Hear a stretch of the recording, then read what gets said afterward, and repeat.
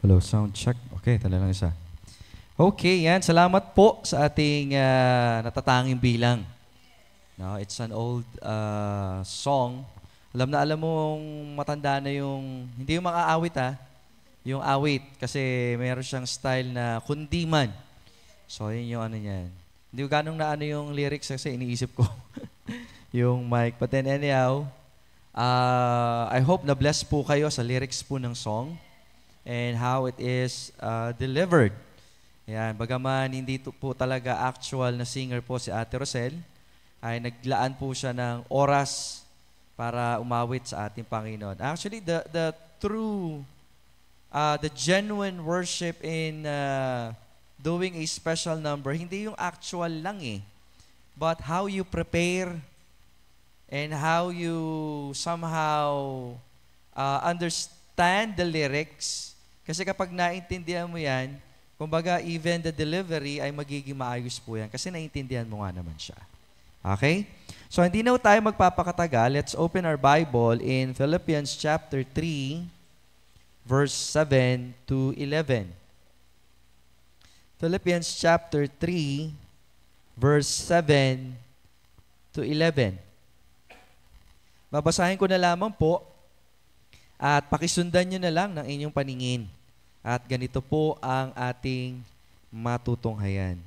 But what things were gained to me, those I counted loss for Christ.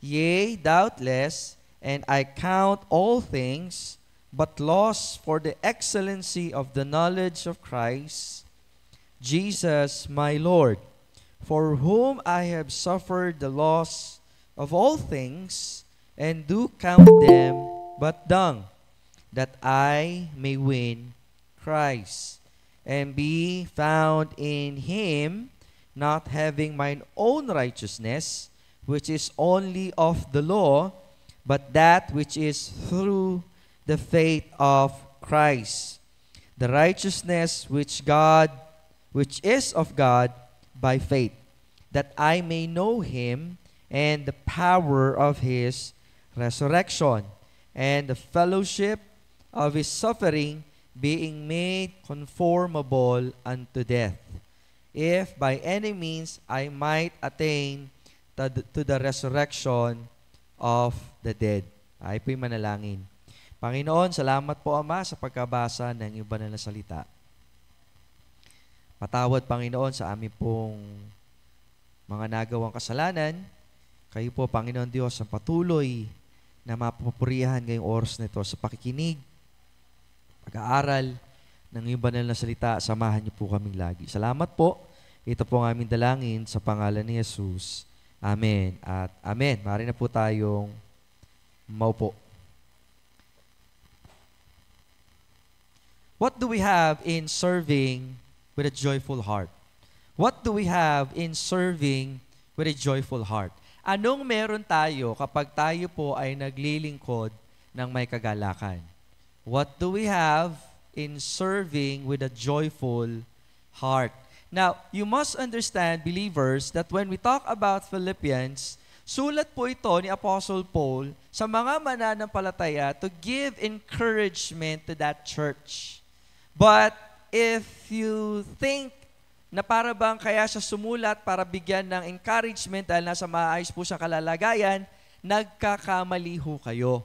Sapagkat ang sulat or ang pagkakasulat ni Apostle Paul sa mga taga-Pilipos ay isa sa mga sulat niya nung siya po ay nakakulong. Okay? Even though sabihin na natin it's a kind of house arrest, nakakulong pa rin.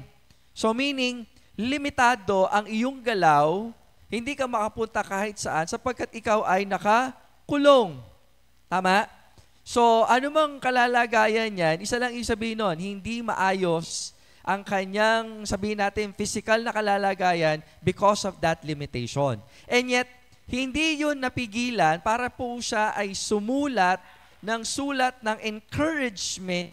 Ang tema ay joy to the church because of not of the situation kundi yung relationship niya kanino sa Panginoon po lamang. Amen. So, kung tayo po nakasalalay pa rin ang ating kalalagayan, ang inyong sitwasyon, yung galak ninyo sang-ayon sa mga bagay na meron kayo or sa mga sitwasyon na pinagdadaanan po ninyo, I assure you, hindi yan magiging masaya. Sapagkat ang kagalakan ng mananampalataya ay wala sa mundong ibabaw, wala sa kahit na kaninong tao, wala sa kahit na anong material, wala sa kahit na anong gadget, sapagkat ang ating kagalakan sa Panginoon lang. Gaano kabigat yung statement na yon? Actually, depende sa taong nag-amen or naniniwala within that statement. Kasi pwede tayo mag-amen na mag-amen sa lahat ng sasabihin ni pastor, pero kung hindi talaga yan nangyayari sa buhay mo, mabigat yung amen na yon. Di ba? Kaya nga, anong meron? Di ba? Kasi sa paglilingkod po natin, hindi pwede na naglilingkod tayo na merong bigat. Tama? Kasi kung isipin, sina Apostle Paul nga naalala niyo po nung kinulong po siya, parehas sila ni Silas, samantalang nagsuserve lang sila kay God noon. Na kung tutusin sa pagsuserve, dapat may blessing Kaso hindi, baliktad. Nakulong sila. Nalungkot ba sila? No, they're not sad. They are happy. In fact, during that night, nagkaroon sila ng prayer meeting. Dalawa lang sila. Ibang church, pag dalawa lang nag-attend ng prayer meeting, malungkot na Meron kilalang pastor. Yung church, paano ba sabihin to? Sabihin na natin, pasaway.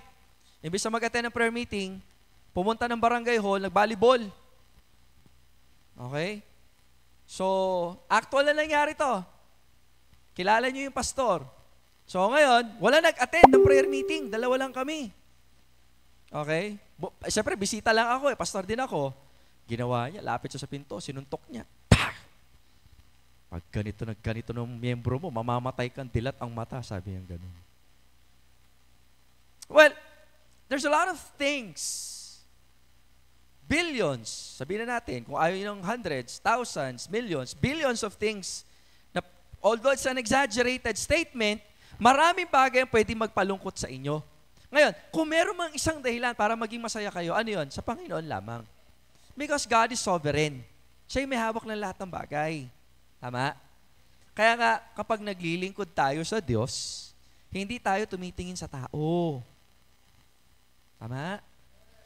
Kaya nga si Ate Claribel, bagaman, di ba, nagkasakit yung kanyang mga anak, dapat i-quarantine to Kaso nga lang, talagang gusto niya na mag-attend. Oo. By the way, huwag niyo lalapitan para may ketong no? Bagaman gigil na gigil kayo na mayakap, makabeso-beso, kamay, apir, pigil-pigilan niyo muna yung sarili ninyo. Okay? Kasi mahirap na. Okay? Baka mamaya magkaroon tayo ng chickenpox pandemic dito. Kawawa naman kayo. Okay? Lalo na sa mga bata. Okay lang yan na nag-a-attend siya. Yun nga lang, habang nagpe-pray tayo, we are somehow practicing precautionary measures para at least hindi madama yung gawain. Mahirap naman nagkasakit tayo lahat, di tayo maka-attend kasi lahat tayo may bulutong. Di ba? Umiyak tayo, di ko bulutong. Kasi kami nakabulutong na Maniwala kayo, hindi nakakatuwa may bulutong. Si tatay nga nun, nung nakabulutong, gusto niya na mamatay Hindi, totoo, pero biro. Kasi matanda na siya nakabulutong Alam ko rin yung pakiramdam kasi nasa early 30s na rin yata ako. No? 20s o 30s, nasa ganon. Iba yung pakiramdam kasi talagang mainit, makate. Ang masaklap pa, nagkabulutong kami, summer, mainit. Kayo at least kahit papaano, medyo malamig Diba? Lalo kung naka-aircon pa kayo, wow, sosyal. Kami wala. Kaya si tatay, gusto ko na mamatay. Alam mo yun? Ba't ba ako napunta doon? Ang paglilingkod po, isa po yung kagalakan ng mananampalataya. Wala dapat pwedeng umagaw niyan Diba? Kaya nga po mga kapatid, it is important for us to understand that when we are serving Christ, we are serving with joy. Kasi kung hindi ka nagsuserve kay God, kay Jesus with joy, hindi si Jesus sa pinaglilingkuran mo. Sino pinaglilingkuran mo? Yung pangangailangan mo. Tama? Uy, tama? Abay, may kanta tayo dyan Si Jesus ang lahat sa buhay, kung kaya may saya. Tapos papasok ka, nakasimangot ka. Si Jesus ang lahat sa buhay, kung kaya may galak. Pagpasok mo, nakasimangot ka. Bakit? Wala kang pera.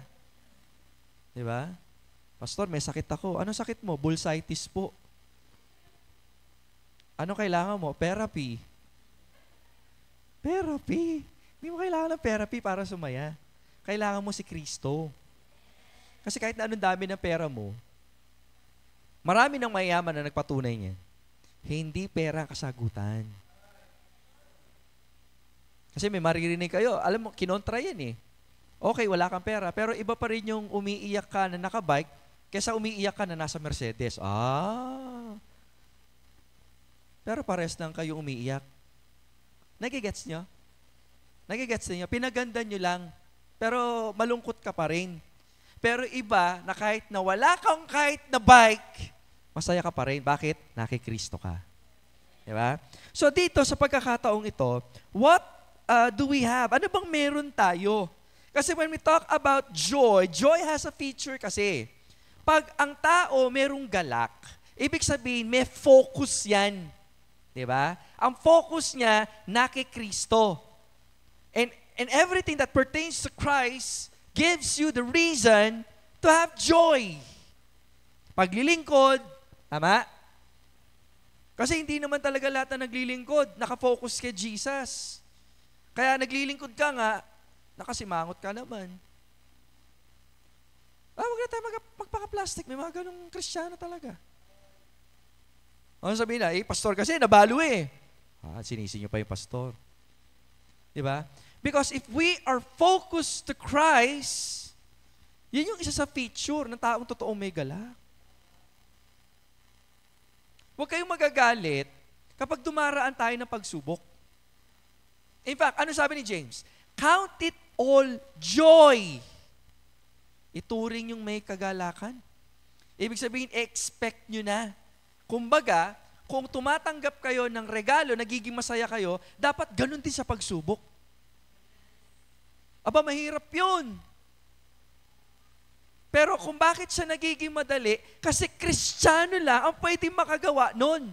Kasi tama ang isip niya na sa pagdating ng pagsubok, nandoon yung provision ng Panginoon, nandoon yung pagsubok, God allowed that, kasi after that, ano mangyayari? Magkakaroon ka ng kalaguan. Sige. Pagsubok mo, walang pera. Naalala mo yung Word of God? Diba? Ituring mo may kagalakan. Ngayon, dahil naranasan mo ang kawalan, sa mga susunod na mawawalan ka, dahil natutunan mo na siya, hindi ka na malulungkot. Magagalak ka na. Bakit? Nasubukan mo na ang Lord eh. Alam niyo kung bakit nakakalimutan natin yung mensahe na yan? Because we're into so much connected with the world. Kaya kung ano yung galak ng sanlibutan, nagiging galak mo rin. Na ang sabi ng Biblia, huwag kang makiayon. Diba?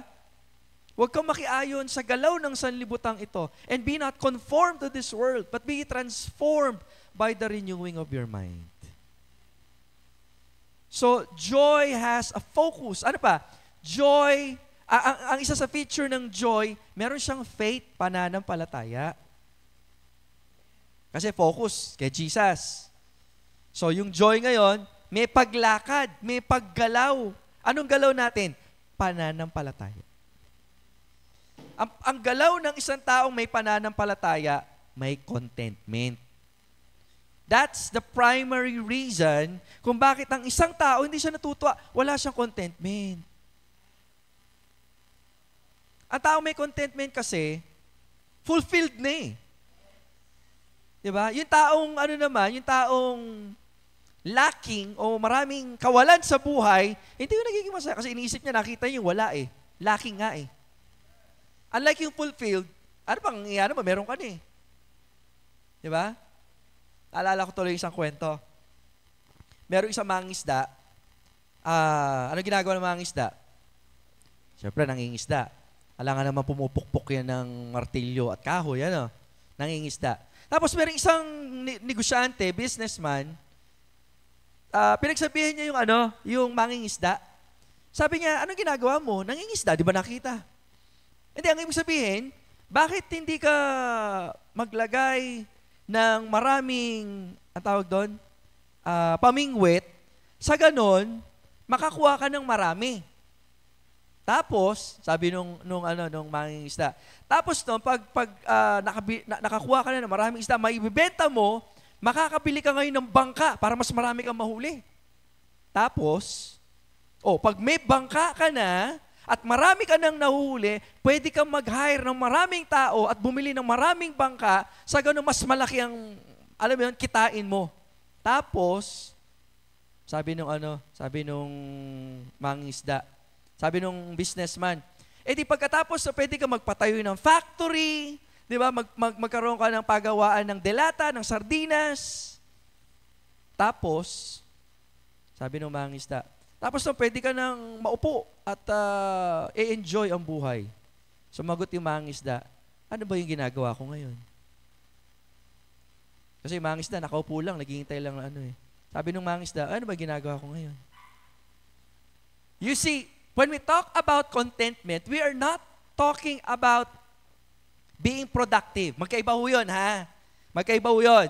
Pag sinabi nating contentment kasi, it is a state of mind that whatever things happen, di ba, ang focus mo lang is nagiging masaya ka, lalo na pag mananampalataya ka, kasi alam mo, fulfilled na yung buhay dahil nakikristo ka na.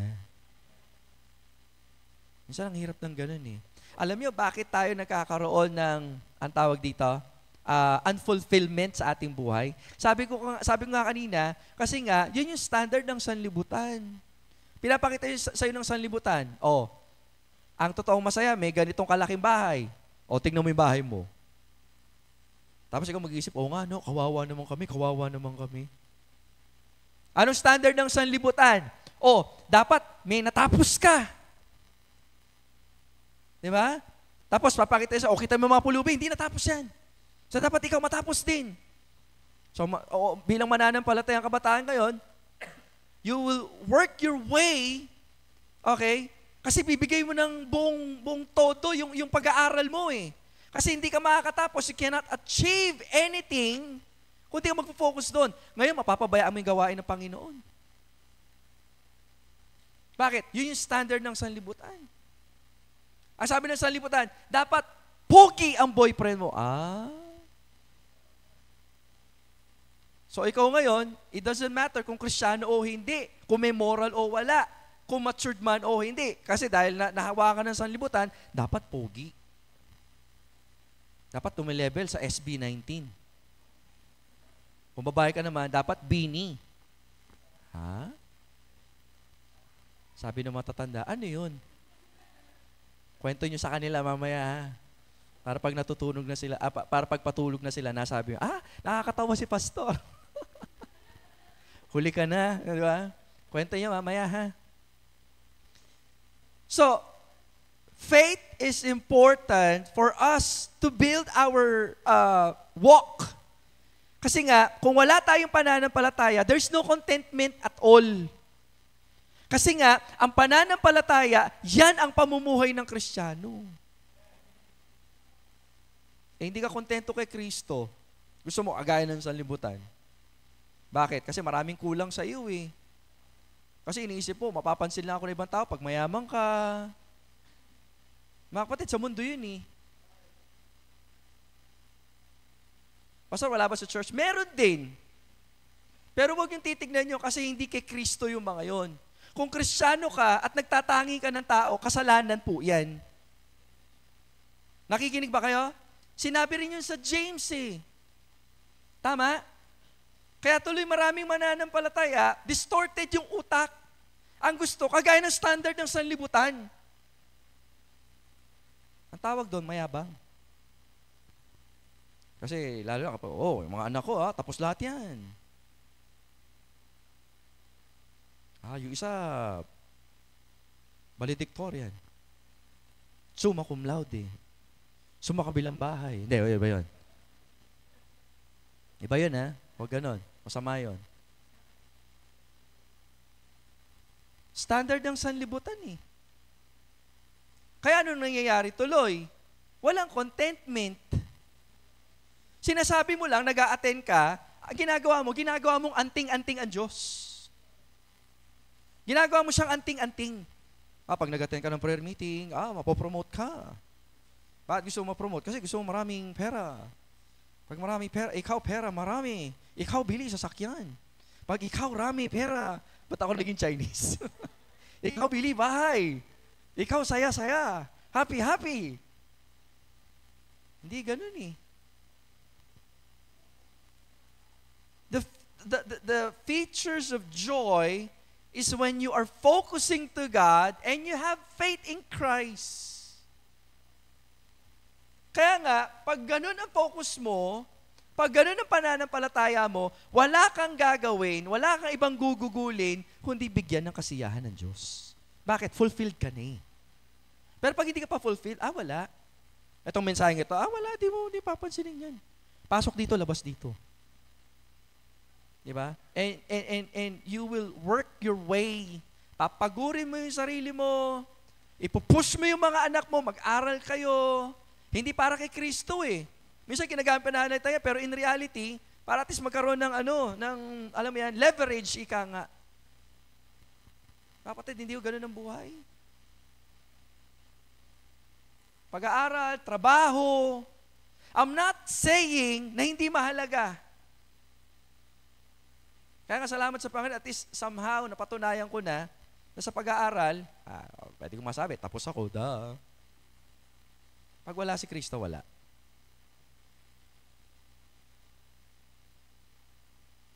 So when we talk about joy, it's not about the situation. Kasi si Apostle Paul mismo, nakakulong siya eh. Amen? Amen? So dapat, naglilingkod sa Lord, ha? Ano man ang mangyari? Ano man ang kalalagayan? Amen? Ano man ang disposisyon? Ano nga pala yung disposisyon? When you talk about disposition in life, from the root word position, ano yung nasa saan ka? Diba? Pag sinabi mong disposition, kumbaga isa itong kalalagayan na hindi ka talaga doon, pero alam mo yun, walang paggalaw. So you understand, mga kapatid, mga minamahal, na kapag ang isang tao wala siya sa disposition, kinakailangan niyang ayusin. Ganoon din ang buhay Kristiyano. So, tanungin natin, what do we have in serving with a joyful heart?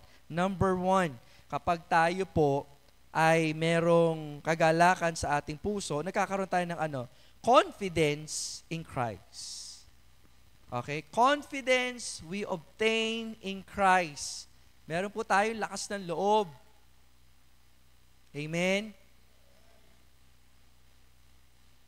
Naalala ko nung bata ako, usong-uso sa amin, ngayon medyo na siya nililimit na. Yung bullying. Sa amin usong-uso nun yun eh. Alam mo yun? Panahon ng 80s, 90s, maraming bully. Physical bullying tinatawag natin. Ewan ko, familiar po kayo sa agaw pera, yung baon, wedgie, yung pangalan nun, wala pang pellet gun nun eh. Yung sumpit, yung bamboo or di kaya yung straw, tapos kakain ka ng papel, tapos didikit sa'yo dito, kadiri oh. Buti kung isa lang yun. Marami, buong barkada yun. Bakit ko sinabi to? Meron kasi pagkakataon na kapag, binubuli ka, ang gagawin mo, magpapasakop ka sa bully or hahanap ka ng mas bully doon sa mga nambubuli sa iyo. So the tendency will be, kapag kasama mo itong taong ito na mas siga, anong meron ka? Malakas yung loob mo. You are confident. Bakit? You're safe. Ganun din pag tayo nakikristo. Although it's an exaggerated and somehow different illustration, you will get the idea na kapag nasa Panginoon tayo, meron tayong confidence.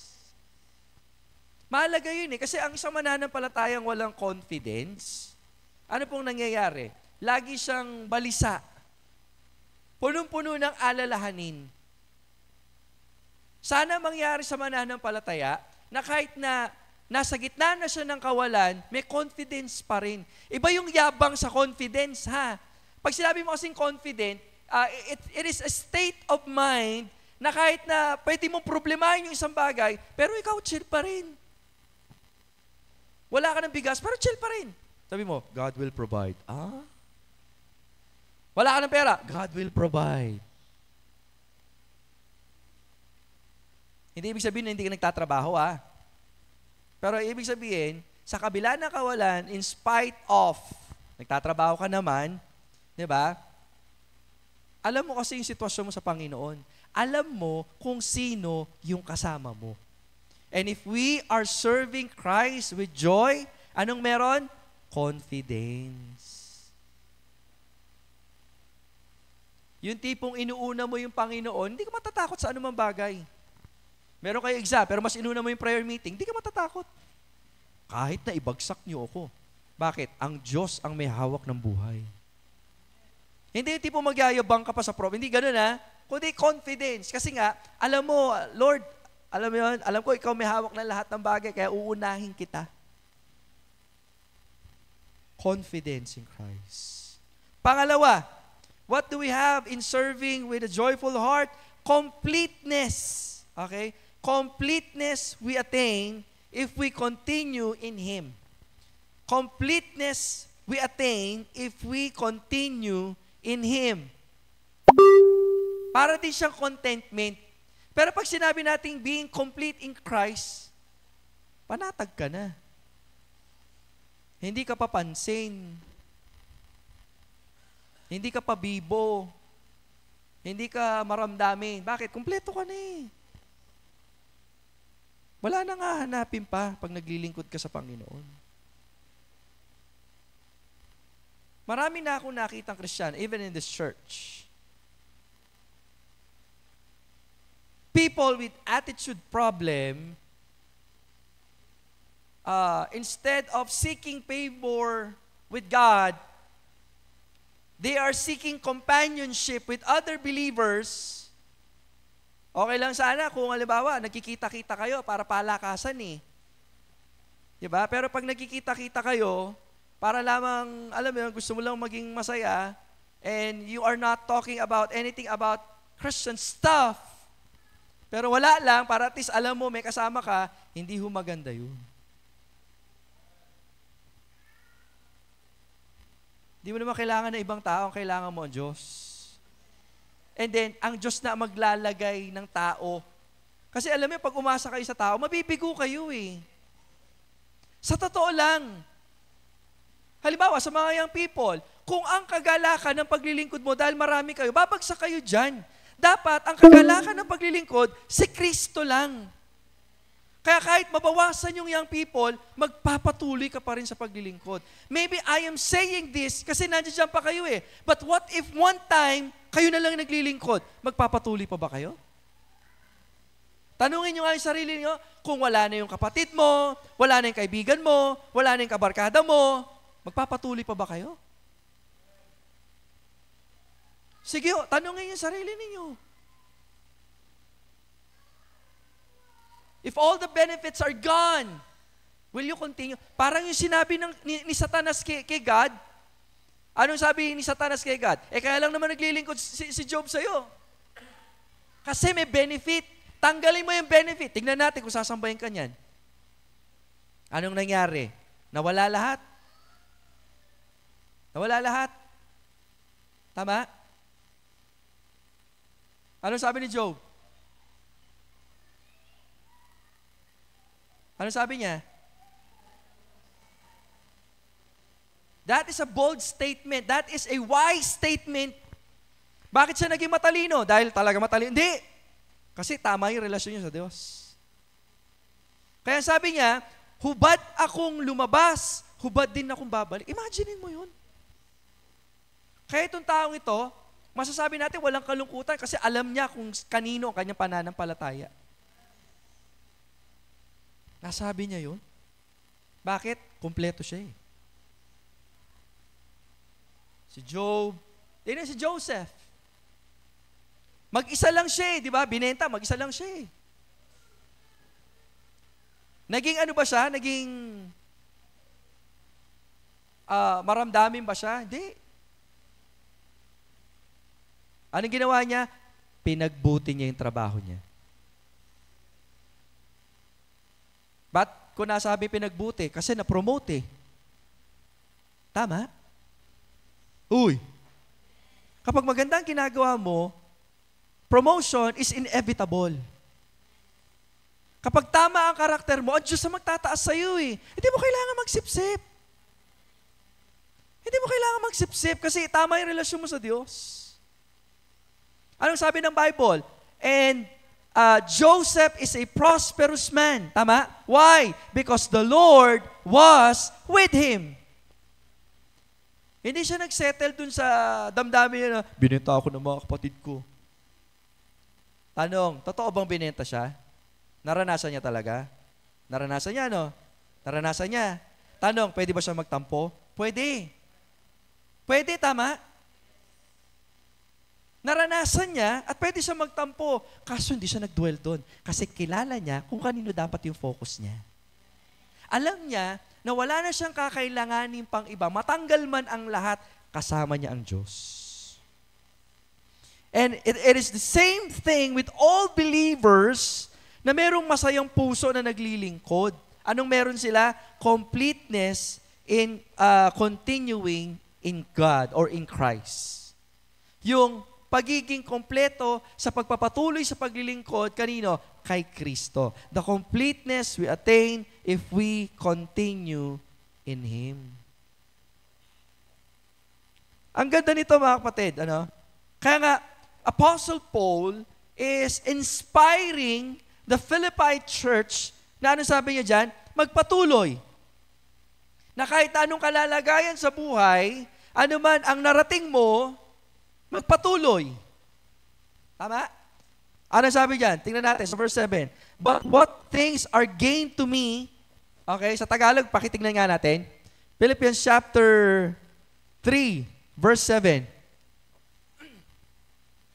Ang mga bagay na sa akin ay pakinabang, take note ha, ay itinuring kong kalugihan. In short, kahit mawala itong mga bagay na ito, okay lang, kumpleto ako. Okay? Bakit? Alang-alang kay Kristo. Instrumental yun eh. Bakit niya sinabing alang-alang kay Kristo? Tanggalin mo na lahat, wag lang si Kristo. Kasi pag tinanggal mo yan, wala na, hindi na ako kumpleto. So, when we are serving Christ, we are complete. Okay? We are complete. And if we continue in Him. Kaya dapat mahalaga nagpapatuloy. Kasi yung encouragement ni Apostle Paul tuloy lang. Hindi ka pinansin ni pastor, may contribution kang ginawa, patuloy lang. Hindi ka naman kay pastor naglilingkod eh. And, again, lahat tayo subject na magkamali. Kaya pala talaga ang kagalakan ng paglilingkod, mag-focus lang sa Panginoon eh. Kasi kapag nag-focus ka sa tao, madidismaya ka. Bakit to nag-birthday si Jewel? Lahat bumati. Ako, emoji lang. Uy, may ganon. Wag masyado tawanan. May ganon. Oho. Pwedeng mangyari sa pastor yun. Lalo na kung feeling mo malaki na ang contribution mo sa church, tapos hindi ka binati, nakaw. Yan yung mga prone. Diba? Na manghina. Eh yung wala na nga contribution, masakit na. Eh di sa mga, may mga contribution na, mga nagli-leader. Mahal natin ang mga leader, pero mas mahal natin ang Panginoon. At kung kino-correct tayo ng Diyos, dapat magpa-correct tayo sa Kanya. Kasi it's not about you. It's all about Him. At least binati ka ng emoji. Mas okay na binabati ka ng emoji kaysa binati ka ng pagkahaba-haba, nakaratay ka naman sa banig ng karamdaman. Gusto ko na yun. Tama? Because if we are serving with joy, we are complete. Sabihin nyo, kumpleto. Kumpleto na. Diba? Parang walang pinagkaiba sa adobo. Diba? Pag ang adobo, kumpleto recados, masarap. Diba? Huwag lang masobrahan ng toyo. May toyo ba yung adobo? Okay. Ang mga babae, may toyo ba? Wala na po. Tayo napunta ron. We are complete in Christ. Tandaan niyo po yun, ha? Kompleto na tayo sa Panginoon. Huwag na huwag niyo iwawala sa isip niyo. Matthew chapter 6, verse 33. Ganda na sinabi doon, ano? But seek ye first the kingdom of God and His righteousness, and all these things shall be added. Actually, isa lang si King James ang nagsabi po niyan, eh. Okay? Yung word na added. Kasi nga, wala nang pwedeng idagdag sa iyo, eh. Bakit? Kompleto ka na. So, kung meron mang nadadagdag, salamat. Kaya ang tao, kaya ang Kristiyano, kaya nga kayo, sige na, kayo na lang. Huwag kayong maiinggit sa mga taong binibless ni Lord. Kasi kumpleto ka na, eh. We are completing Christ. Pangatlo, what do we have in serving with a joyful heart? It is the continuous provision given to us. Continuous provision given to us. Tandaan nun ninyo, sa paglilingkod, okay, sa paglilingkod natin sa Diyos, hindi tayo pinapabayaan ng Diyos. Hoy, nakikinig po ba? Para kang sundalo na ipapadala sa gera, hindi ka papadala sa gera na wala kang probisyon. Papadala ka sa gera, wala kang baril. Ano gagawin nyo? Magte-tetching kayo? Hindi kayo ipapadala na magulang ninyo sa paaralan kung wala kayong baon. Tama? Tama ba? Kahit nagaano pa kayo kahirap, gagawa at gagawa ng paraan ng magulang to provide for you. Ang hirap kaya nun, yung nagre-recess ka, tapos wala kang kinakain. Kahit nasabihin mong yung mga napapanood natin sa FB, yung mga, tawag dito, yung mga lalagyanan nila, usually dapat mga Tupperware, no? Sa kanila, ano lang, saging-saging lang. Diba? Tapos iba nahihiya dahil nakalagay sa garapon, baka mangamoy. Anong baon nila? Tuyo. Pero kahit anong sabihin nyo, at least may baon-baon sila. Ganun din po tayo bilang isang mananampalataya, mga kapatid. Diba? What do we have in serving Christ with a joyful heart? It is what? Ano sabi natin dyan? Continuous provision given to us. Hindi po yan nawawala. So sa paglilingkod natin sa Panginoon, hindi dapat tayo mangamba, dapat tayong magalak. Sapagkat ang Diyos kailanman hindi nagpabaya sa kanyang mga anak. Kaya may galak, eh. Kaya may saya. Kaya may tuwa sa paglilingkod natin sa Diyos. Now, pag-usapan natin ito. If you are here this evening and passive lang kayo, wala lang, parang okay, magpa-attend prayer meeting, kung alam marinig, salamat, kung wala, okay. Na hindi mo iniisip ang kagalakan sa Panginoon o hindi mo iniisip ang Panginoon para magkaroon ka ng kagalakan, may problema ka.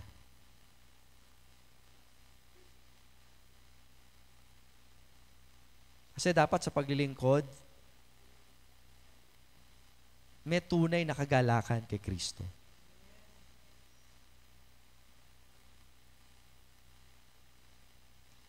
Nakikita ko lang mukha, pero di ako marunong bumasa ng puso. Pero, nagre-reflect sa mukha kung ano yung laman ng puso.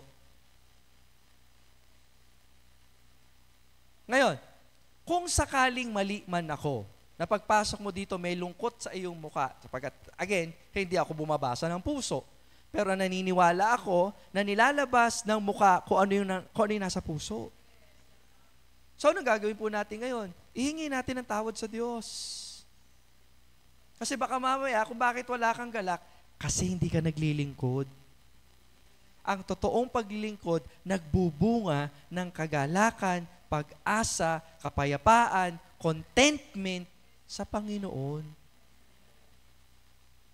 Kaya nga po, when Apostle Paul writes to the Philippi church, anong tema?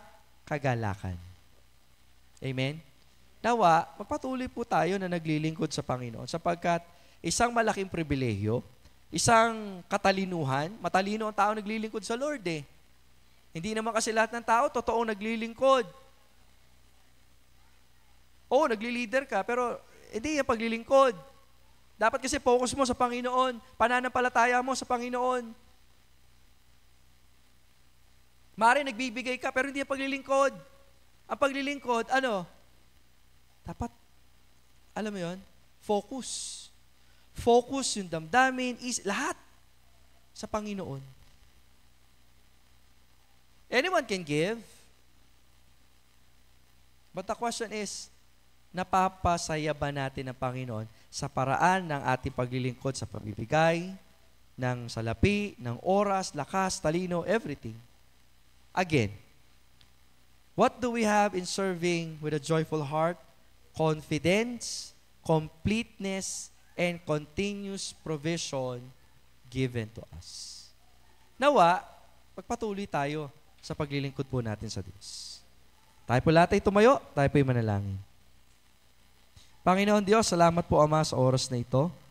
Salamat sa patuloy na pagbibigay niyo po sa amin ng kalakasan, kagalakan, kapayapaan, contentment, everything Lord po namin in serving. Father, once again, we ask the Holy Spirit to move in our midst.